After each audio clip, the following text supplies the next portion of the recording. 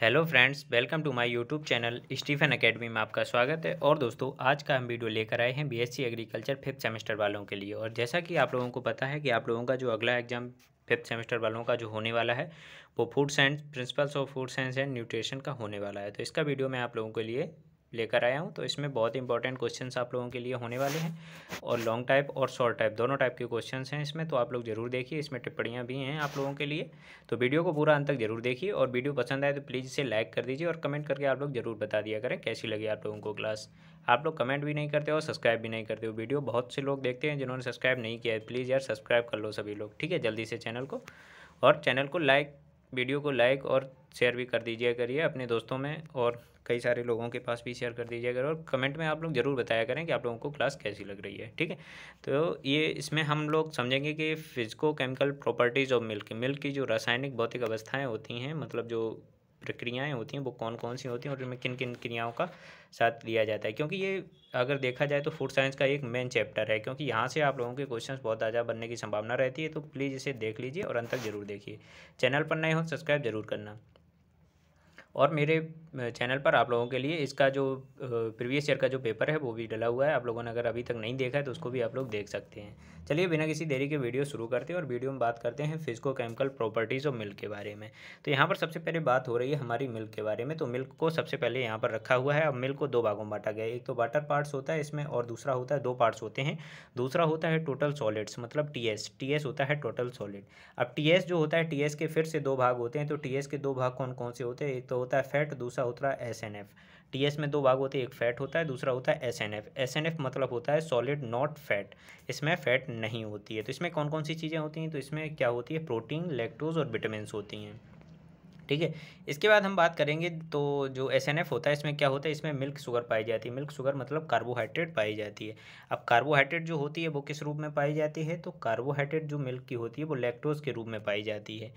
Lactose में क्या होता है? लैक्टोज में शर्करा पाई जाती है। शर्करा जो होती है वो कितने रूपों में पाई जाती है? तो वो भी दो रूपों में डिवाइड हो जाती है। कौन कौन से? एक तो ग्लूकोज के रूप में और दूसरी होती है ग्लैक्टोज के रूप में।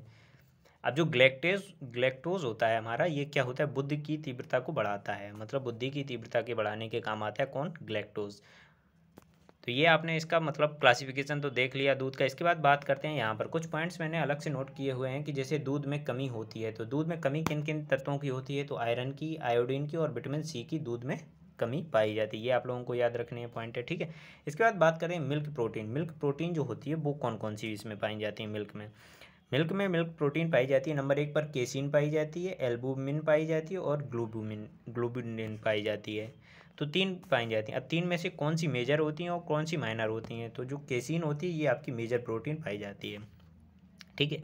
अगर आपसे अधिकतर पूछा जाता है कि कौन सी प्रोटीन पाई जाती है तो मेजर प्रोटीन कौन सी? हमारी केसिन पाई जाती है और एल्बुमिन और ग्लोबुलिन। तो ये क्या होती हैं? माइनर प्रोटीन, या इन्हें क्या एक नाम और कहते हैं? वे प्रोटीन जो होती हैं, वे प्रोटीन होती हैं। जो आप लोगों ने देखा होगा कि जो जिम में जाने वाले जो लोग होते हैं वो वे प्रोटीन का यूज करते हैं। तो ये किस में पाई जाती है? ये मिल्क प्रोटीन ही होती है। इसके बाद बात करेंगे इसकी फिजिकल स्टेज ऑफ मिल्क, मतलब दूध की जो भौतिक अवस्थाएं होती हैं उनके बारे में बात कर रहे थे। तो इसमें बताया गया है, इससे आप लोगों के मतलब शॉर्ट टाइप क्वेश्चन भी बन सकते हैं या पूरा आप लोगों का लॉन्ग टाइप क्वेश्चन भी बन सकता है। तो इसमें हम बात करने वाले हैं कि दूध का प्रमुख घटक पानी होता है, जो दूध में सदैव तरल अवस्था में पाया जाता है, जिसमें दूध के अन्य घटक अर्थात विलयन, कोलाइडी अवस्था या पायस के रूप में उपस्थित रहते हैं। लैक्टोज एवं कुछ खनिज लवण ट्रू सॉल्यूशन के रूप में उपस्थित रहते हैं।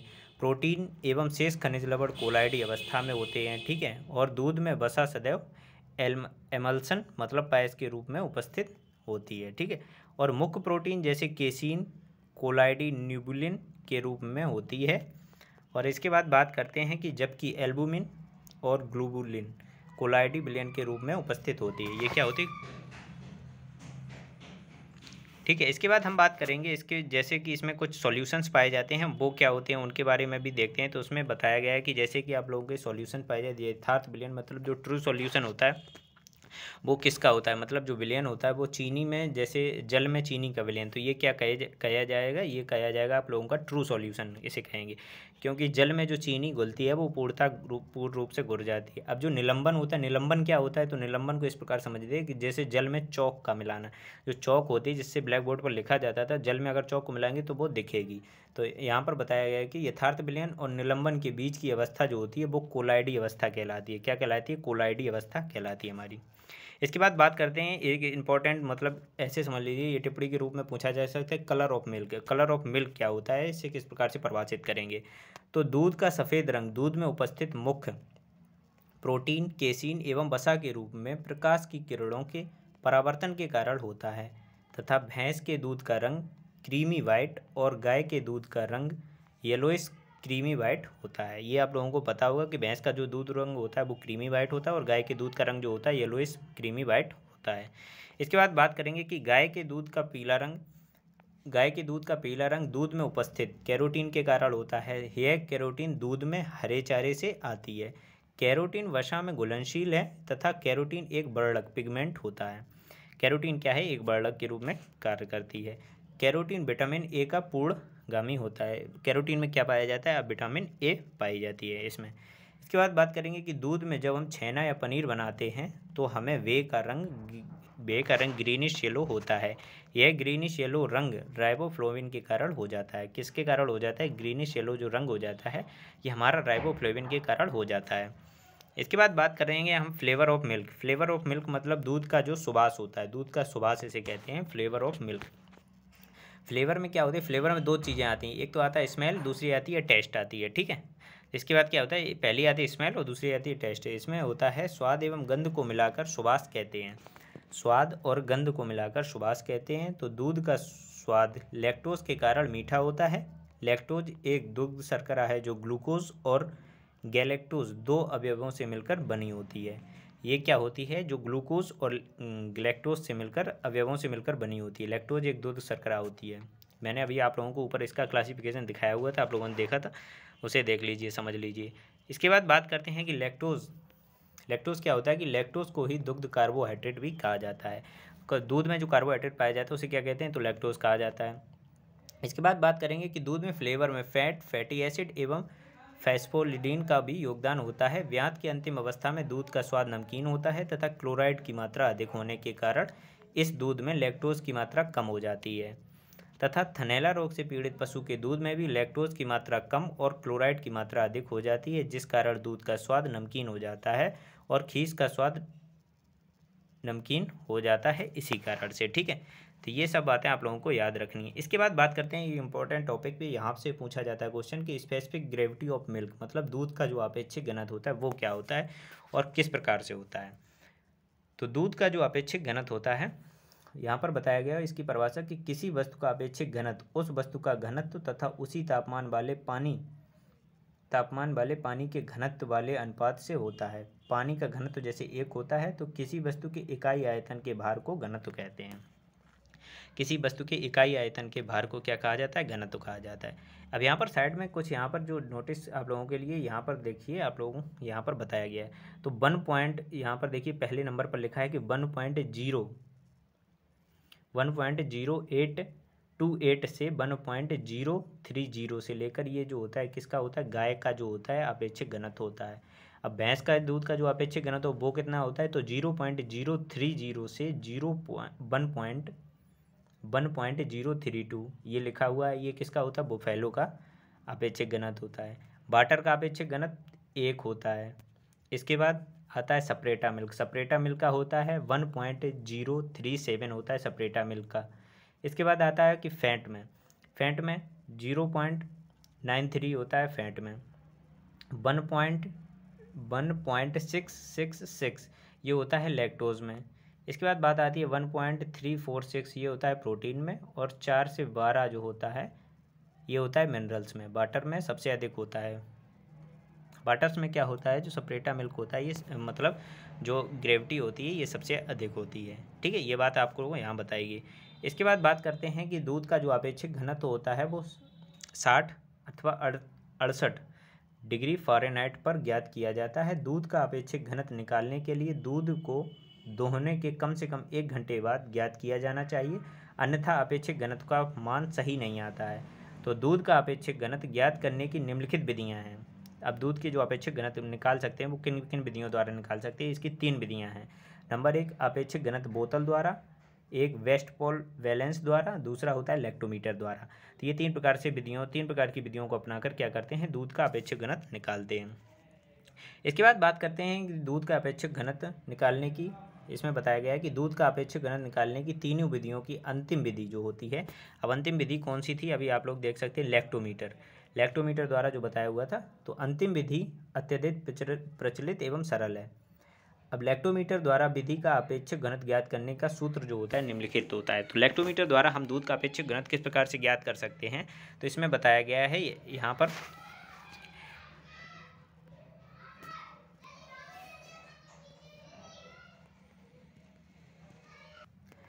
अब यहाँ पर लैक्टोमीटर विधि द्वारा जो अपेक्षित घनत्व निकाला जाता है उसकी जो विधि है वो कौन सी है। तो यहाँ पर बताया गया कि Sg बराबर 1 + CLR/1000।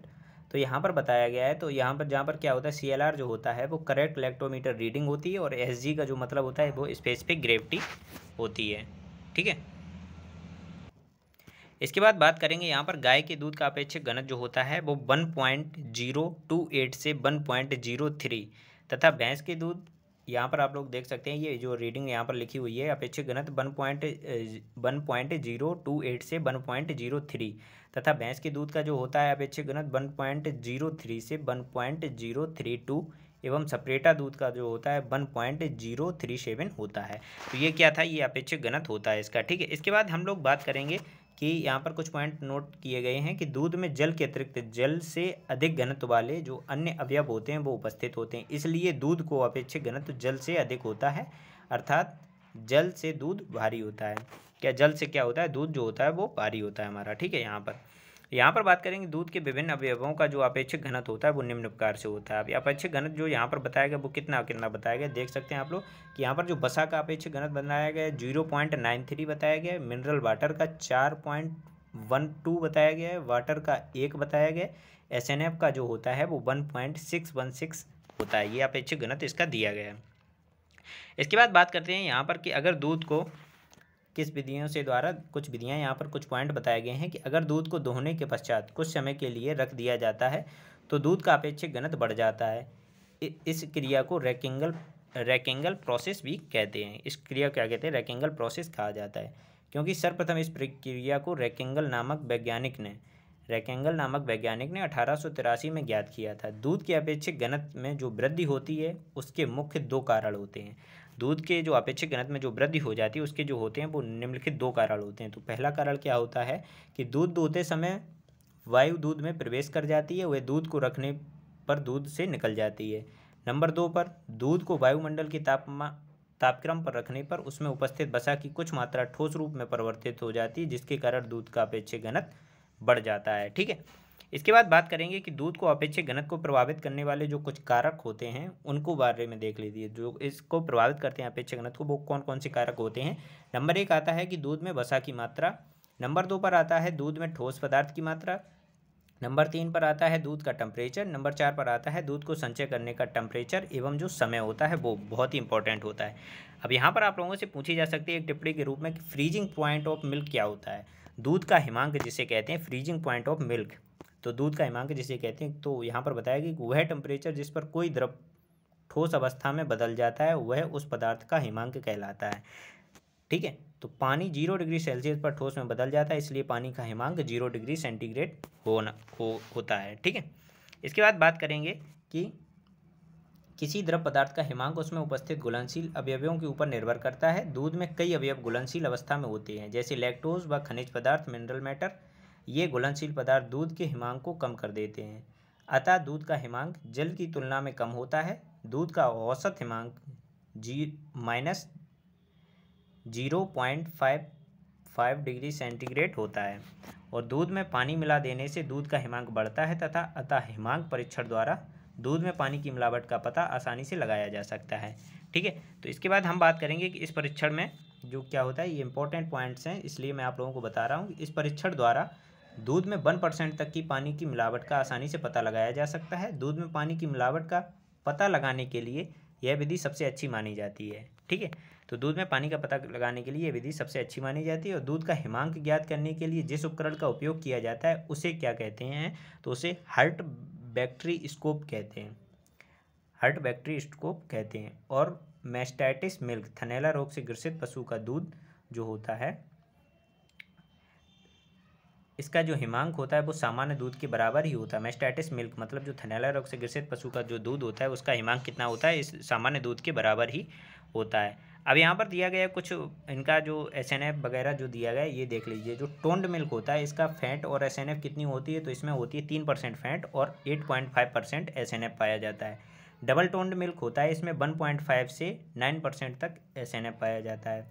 फुल क्रीम मिल्क जो होता है इसमें 6% फैट होती है तथा 8.5% SNF पाया जाता है। और रिकम्बाइंड मिल्क जो होता है इसमें 3% फैट तथा 8.5% SNF पाया जाता है।